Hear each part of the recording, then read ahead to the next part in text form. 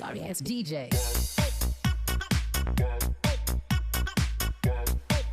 Welcome, motherfucking welcome to another episode of You Guys.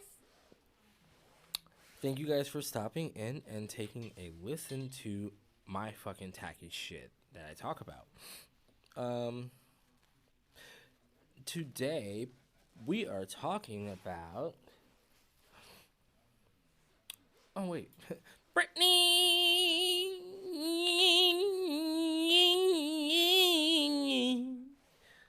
You like that? I'm gonna make it a little thing for you.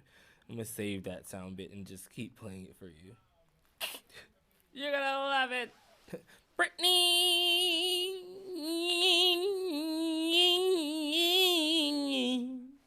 Britney.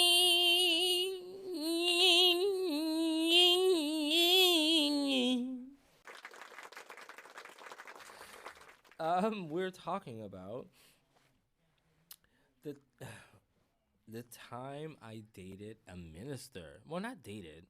I guess had gay butt sex. I was probably I was 17, like 17. Yeah. And I remember going, I was working for Popeyes at the time. And bitch, she was bitch, I worked at 2 chicken restaurants in my entire life, bitch. She was a spicy mouth, frying, chicken twerking, buttermilk biscuit, hot pan coming through, queen. I like to get 2-piece spicy, 2 legs, and a biscuit with a pepper and a strawberry drink, okay? Cause make sure my chicken fresh out the grease, baby. Baby. I think that's how they say it. Like, I've lost my accent a long time ago. It comes back from time to time depending on who I'm around and who I'm talking to, but it's pretty much fucking gone. Well, let me get my sidetrack ass back to the story. I swear I get more sidetracked than anybody I know, especially when I'm doing these and smoking weed. But they were giving service. This service was at night at church. And I went with my friend, and we dropped it off while they were still having service. In some kind of way, we wound up staying. Yeah, I think. Oh yeah, because we rode with a friend of his, and her mom was there. It was their service, and we had to wait for the service to be over to get home. So they were like, "Oh yeah, y'all can go ahead in there and watch the service and get some service." You know, my gay ass girl. I don't know, bitch. I just have fucking queer reeking through my pores. Pulsing through my veins and reeking through my pores. Okay? Because when I sat down, they were getting ready to close up, like, to be finished. And my friend sat with me, and everybody stood up, and he asked the church, he was like, if anybody needs any prayers, come forward. And a couple of people came forward. And then he just started, like, I guess it wasn't enough. Or by that time, he had already spotted my gay ass. Take a break. Make a break. Break. I need a break. Break. So you guys go ahead and enjoy a clip from one of my favorite podcasts. Like, when I talked up my bottom game, they showed up and I was like, you see those memes? It was like a tear. It was like when I talked my bottom game, then he whipped it out, and then it's like the little mama with a tear. The Breakfast Club coming down right. That clip of little mama with the tear is. Oh, she talked about how like triggered it was and how much like how it like fucked up her life for so many years. Oh. I know. But the memes are. The memes they're hysterical. There's one that says it says. What? It says when you had company, and he leaves your house, and then And then you see on his Twitter, I don't see how people can live like this. Cockroaches everywhere. like the train left your house. It says, I don't see how people can live. Okay, That's what it said. When you see your crush at the party, and then you go to his Twitter, and it says, ain't nothing but ugly girls here. Oh no, Little Mama has been. She has been the butt of many a meme. I live. Oh Were you? She didn't have really any song outside of lip gloss. Right? Excuse me. And we're black. Okay, so you got a little something on your nose, sis. You better get that. No, you got something on your nose.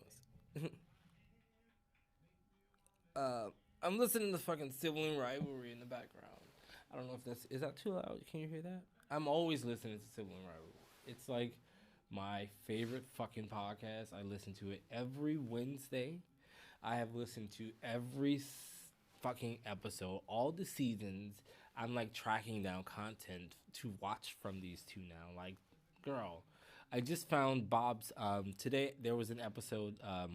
Or I don't know, it was like this little skit that they did when they were at, it was Monet, it was Bob, and it was Patty and Mateo.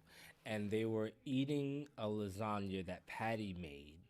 Girl, they weren't fooling me, sis. I know Patty didn't make that. I know Patty didn't make that lasagna, bitch. That lasagna looks like the legendary lasagna that they've always talk about from Mateo. He's just fucking sexy ass gay comedian. So fucking funny. And he also is a trained opera singer. I'm in love with him. Oh my God. And one of his good friends is, I also follow her podcast. She's so fucking awesome. Nicole Byer. Yeah, go check them out. They're so fucking, yeah, they did this video and I was like, why have I never seen this before? I'm like, I've stumbled onto more Bob and Monet content. Like, they're some of my favorite queens. Like, so yeah, their podcast. I actually pay for their Patreon. I mean, I love everyone else. I love so many queens, but Bob and Monet are like my favorites. Yep. Bitch, that's a hood bitch. That is so much. Don't trust no niggas. You be out. I can assure you that sibling rivalry is at the top of that list, and then right below it would probably be Race Chaser. Yes, Race Chaser is also fucking awesome. I love Willem and I love Alaska, and Big Dipper. Yeah. So back to my story. I'm sorry, I got really sidetracked there. You need to stop letting me go off on that. I just start talking. Oh my God. But okay, so where did I leave off? Oh God, please. Yeah. So I was the only fag in church, just standing there, just girl. I'm like, oh girl, how do I not look so fucking queer?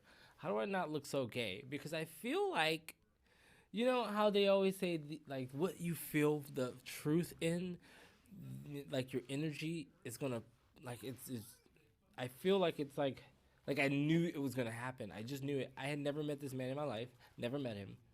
I knew he was a pastor. That's all. There was like 50 people in the church, and I want to say probably 7 people that went up for prayer. And he could have just stopped, and that was it. But he kept it going, and he walked through, and he was like, "I feel like there's someone else in here who needs some prayer." And he's just walking through, and I just feel like everybody has their heads bowed and their hands up. And he's like, "My brother, let me pray for you." Bitch, I was like, oh.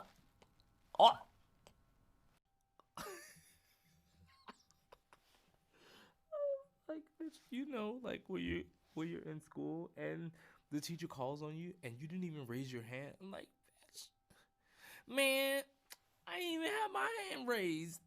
This is like the kicker thing for me. He never even moved. Like, he stood there in that same spot with his hand out Like, bitch, you gonna get this prayer today. You gonna get some prayer. But seriously, that's how they are. Like, I remember growing up in church and like we were forced to get up there and get prayer. Like I was that awkward kid that always got embarrassed easily. So like I know he's gonna try to push me on the floor, bitch, but I'm gonna try to stay up. And that's happened more than one time. I'm like, girl, I'm not going down. I'm not going down. So my mom came up. She was like, just lay down. Just lay down, cause she was pushing, bitch. She was pushing for me. I don't just let anybody pray over me, and that's we've always gone by that in my household growing up. Don't just let anybody pray over you. You don't know what they're doing when they're speaking them tongues. So, I didn't let him pray over me. And I guess he felt some type of way about that. And girl, all the church folk was like, look at that old sissy over there, don't want to be saved. Sissify sissy, don't want to be saved. Need to go over there and get you some prayer. Go there and get you some Jesus. Get some of that sugar up out your tank, boy. I'm like, girl, get the fuck home before I go knock that chicken down back there. And y'all don't have nothing after this service. And I walked the fuck up out of here switching real fast, munching on the spicy breast. Like, he playing. So, they're all judging. And then, when it's over, girl, I feel that everybody's eyes on me. So, I'm like, girl, can we wrap it up? Girl, can we go? So, I'm getting ready to walk out. I'm like, girl, I'm walking outside. I'm smoking a cigarette, girl. Let me just get out of here. So, he sees me as he's talking to some of the deacons or something. That's what you call them? Yeah. He's talking to some of them, and he's like, my brother, can I speak with you? And I'm like, yeah. And he was like, where you headed? I was like, I'm just going outside to smoke a cigarette. And he was like, yeah, me too. So he came out there. And I think, I don't know what the conversation was, or like, but the conversation really, it turned into us exchanging numbers. And he was gonna be like, he said he was gonna be like a mentor for me. He said I look like I needed guidance. You know how they do. You look like you need guidance. Oh, guidance, huh? Guidance, my ass. Speaking guidance, my ass, right? Guide that dick in this booty hole. Ah! Bitch, I know what you're trying to do. That's the only thing you're trying to guide. I'm like, sure. Bitch, when he took off that robe, honey. Bitch, when I say, bitch, Golden Globes, brown round. She be coming round the mountain when she comes. She be coming round the mountain when she comes. We call him Duncan. Yes. Bitch, he had a big fucking booty. Bitch, I was like, yeah, sure, yeah, whatever you want. And he was actually an attractive guy. His name was Anton. Bitch, don't know that. No one knows him. I'm sure no one knows him. And I don't, those people don't follow me. Okay, so, yeah. So he became like my big brother, and I think the first part of it was like I would sign up for. He had this like dance studio, and he had, I don't know what part of Louisiana it was in, but he would come to get me. I'm like, I have a car. He's like, no, I can just come get you. I'm like, okay. And the weirdest thing is, he already knew my mom. Yes, imagine that. I guess he didn't know my mom per se. He knew her as a customer because he worked at a furniture store out here. And where we lived was very like, it was at the back of we had an entire block to ourselves. It was at the very back of the neighborhood. So it's like, if you've been back there, you would definitely remember. So he remembered when he came back there. And he remembered my mom from going in his store, working with him. So they talked, and he was like, I'm going to be his big brother, blah, blah, blah. And I went out of town with him, and I went to the studio, and I actually did dance. We did some dancing.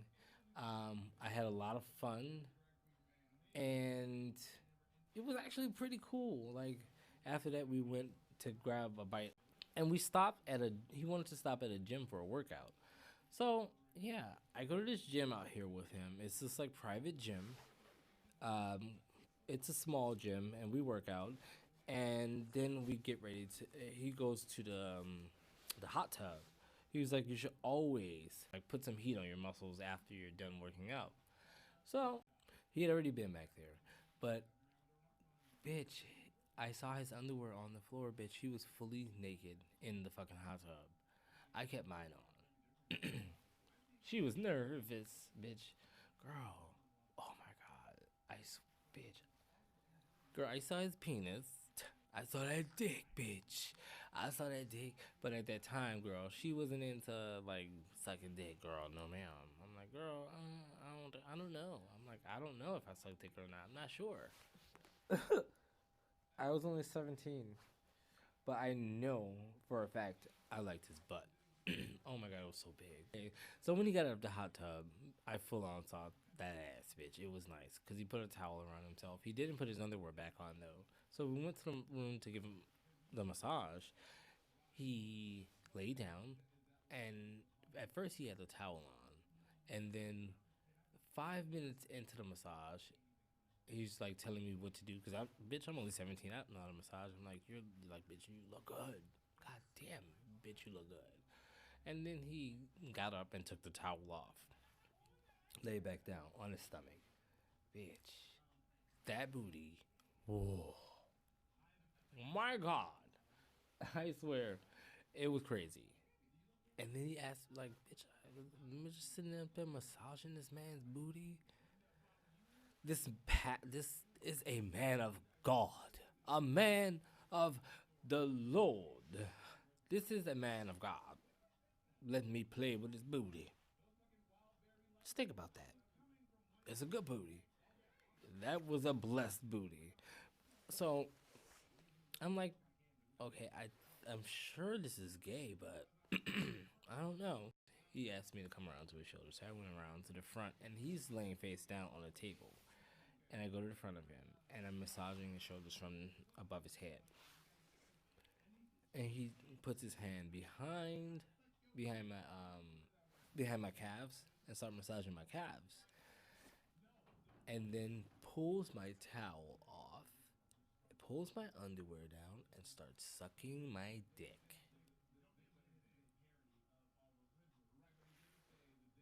This is the same man who wanted to pray for me, who wanted to give me the word. Bitch, I'm sure he wanted to give me something. It wasn't even a word. He wanted to give me a letter. Daddy. I do. I sure do would like to thank you people for listening to my bullshit podcast. Thank you for listening to part 1 of The Preacher Man, Man of God, staff of... I don't know, I haven't decided yet. Staff of Thunder.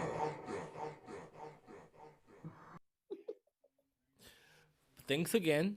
Part 2 will be up and available soon. Thank you guys again for listening to another episode of DJ. You Got